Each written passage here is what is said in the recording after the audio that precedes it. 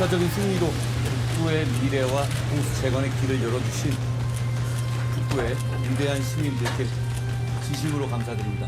북부를 발전시키고 보수를 재건하고 이재명 정권의 폭주를 제어해서 대한민국의 균형수를 맞추겠습니다. 여기서도 대역전극이 펼쳐졌죠. 바로 한동훈 당선인 이야기입니다. 일각에서는 야, 한동훈 진짜 저걸 하네? 해냈네? 이런 평가들을 들을 수 있었는데요. 조금 전 북구 구포시장을 찾아 상인들에게 감사 인사를 하고 있는 것으로 확인이 됐습니다.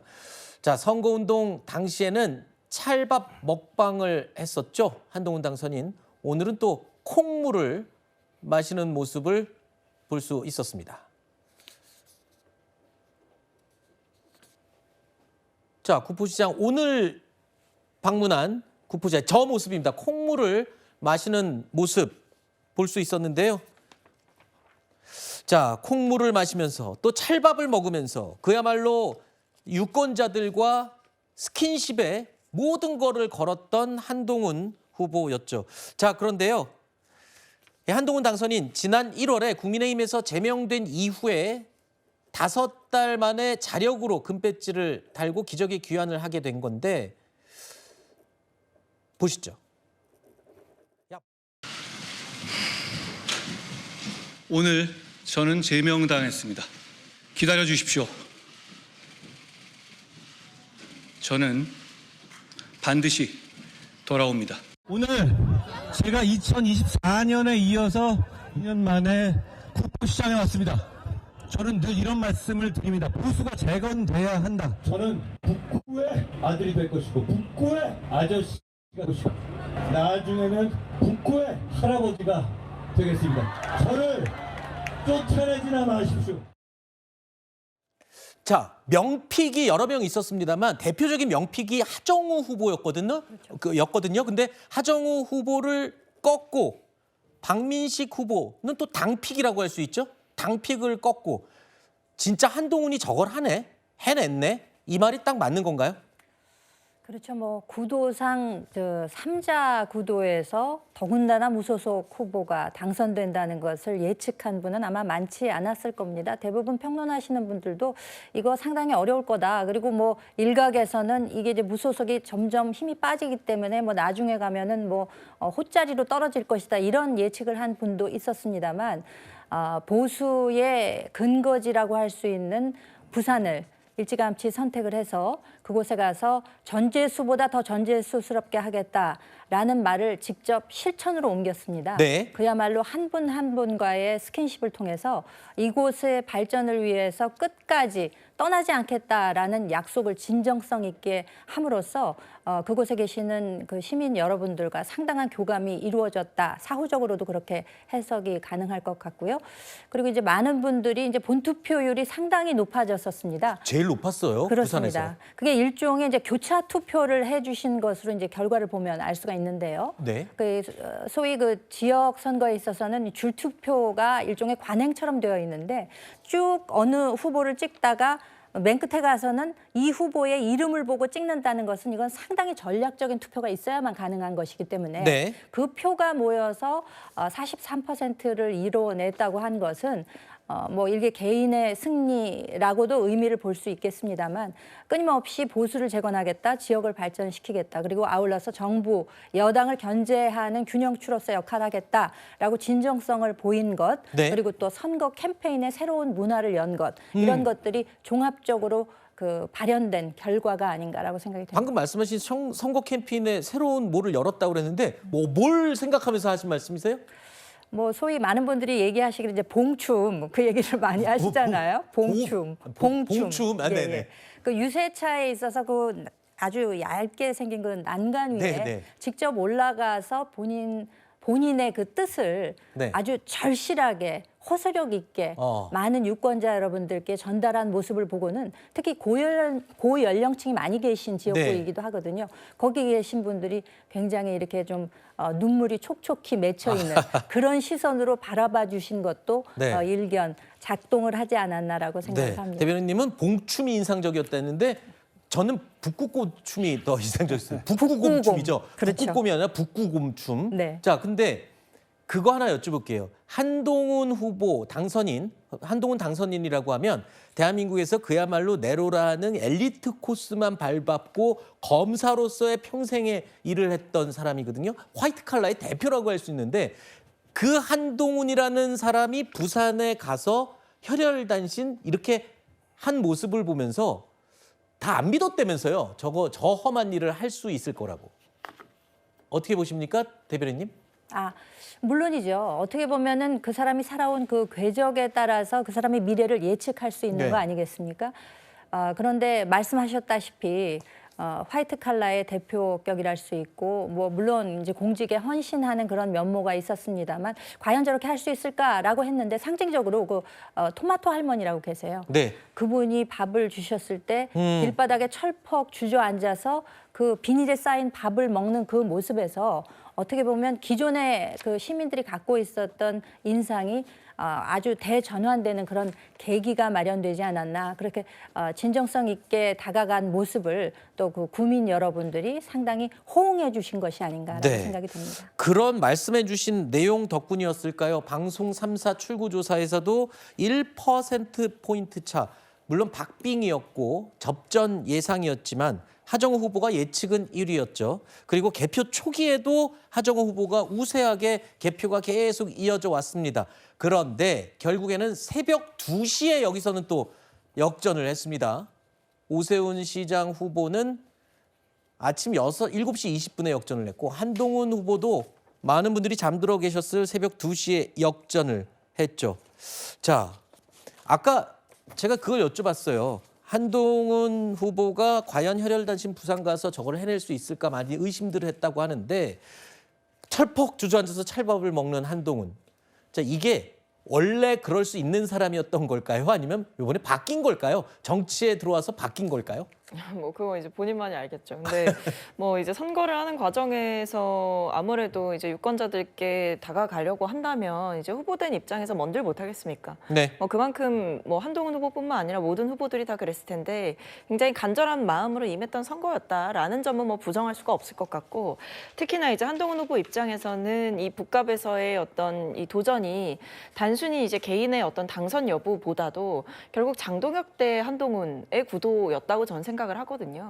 그런 점에서 이제 징계를 받고 나서, 네. 그러니까 징계를 받고 당에서 쫓겨나고 나서 그 다음에 이제 국회의원 재보궐 선거에 도전을 한 거잖아요. 네. 일종의 사생결단의 마음으로 아마 임했을 것이다. 이 부분은 충분히 고려해볼 법할 것 같습니다. 그렇군요. 장동혁 대표와의 관계 이야기는 뒷부분에 저희가 좀 더 자세히 짚어보도록 하고요. 일단 무소속으로 국회 입성을 성공했습니다. 아까 저희가 한동훈 당선인의 과거 세 시점의 목소리를 저희가 잠시 들려드렸는데 부산을 떠나기 전에 그러니까 당에서 제명됐을 때 그때는 그거였어요.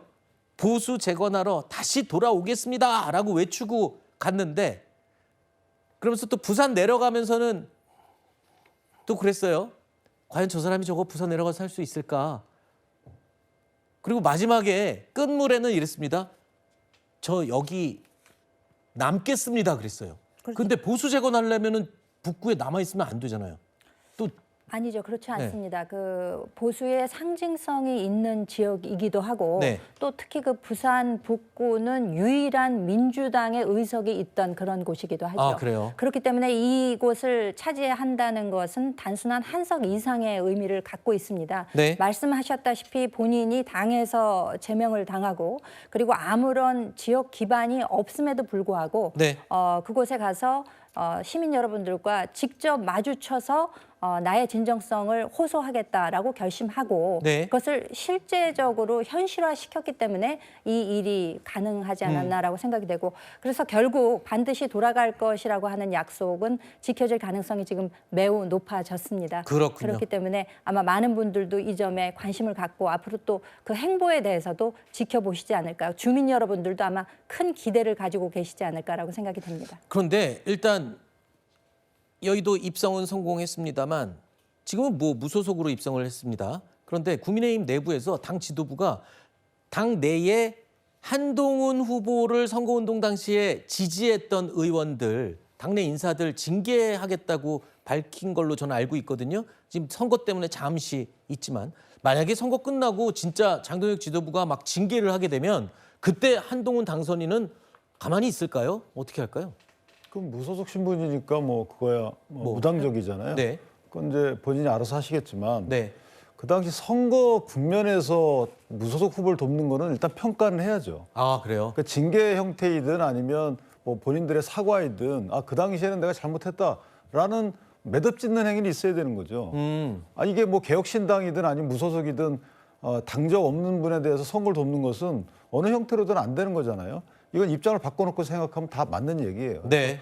그 부분은 매듭을 져야 되는 부분이고 한동훈 후보 개인적으로 보면 큰일을 하신 건 맞아요. 네. 또 하나는 이제 정권 견제 차원에서 보면 그 자산이 국회에 들어갔다. 그래서 아마 이재명 대통령이나 민주당 입장에서는 부담스러울 거예요.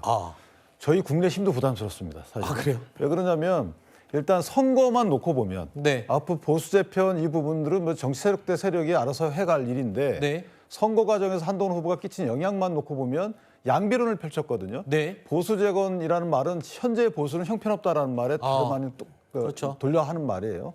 그다음에 이게 견제하겠다 정부를. 그러다 보니까 부산시장 선거에도 좀 영향을 미쳤다고 봐요. 네. 그러니까 저게 동시지방 선거인데 만약에 동반 당선이 됐다면 동남풍을 주장했던 부분이 입증되는 건데 동반 당선이 아니고 본인만 당선이 됐어요.